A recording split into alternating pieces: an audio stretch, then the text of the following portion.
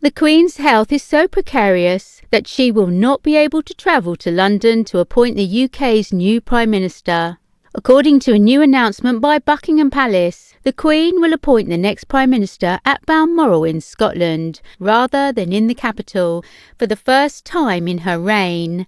The monarch 96, who has reportedly been struggling with mobility issues, will receive Boris Johnson and his replacement at her Scottish residence on Tuesday the 6th of September. It is understood the decision was taken at this stage for the Queen to remain at her Scottish lodgings, where she is currently enjoying her summer holiday, in order to provide certainty for the Prime Minister's diary.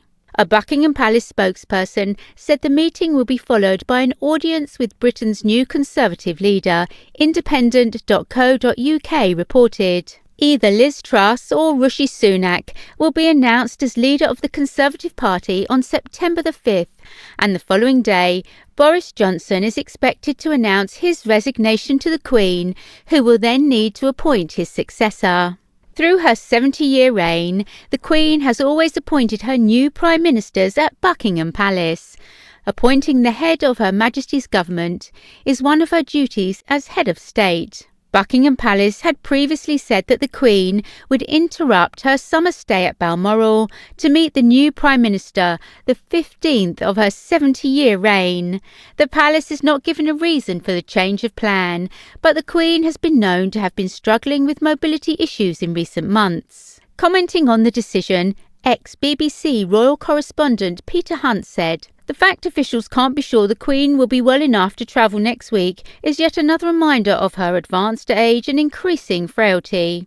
Despite this, the Queen remains determined to carry out her core duties. Appointing a new Prime Minister is not something that can easily be passed to Prince Charles, a king in waiting. The Queen normally spends the months of August and September at her Highlands retreat, where she is joined by other family members at stages. Prince William and Kate and their children, Prince George, Princess Charlotte and Prince Louis, are among those who have already been to see her at Balmoral this year. The Earl and Countess of Wessex and their children, Lady Louise and Viscount James, have also been to visit the Queen, and Prince Charles is said to be visiting her daily. Prince Andrew has also been at Balmoral. The Sun reported at the weekend that the Prince of Wales has been making regular morning visits to see his mother as she continues to struggle with her mobility, with the unplanned visits considered highly unusual. During her Platinum Jubilee celebrations, the Queen only travelled to Buckingham Palace twice,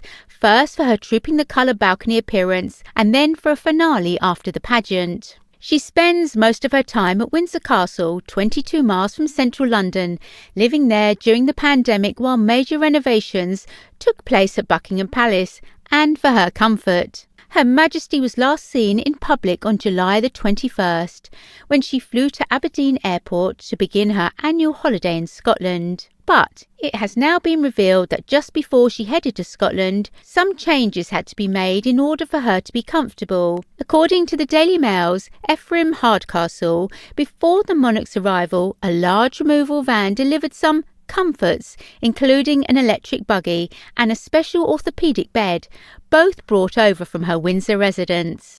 It's no surprise that the Queen uses an electric buggy. She was first seen using one earlier this year as she attended the Chelsea Flower Show.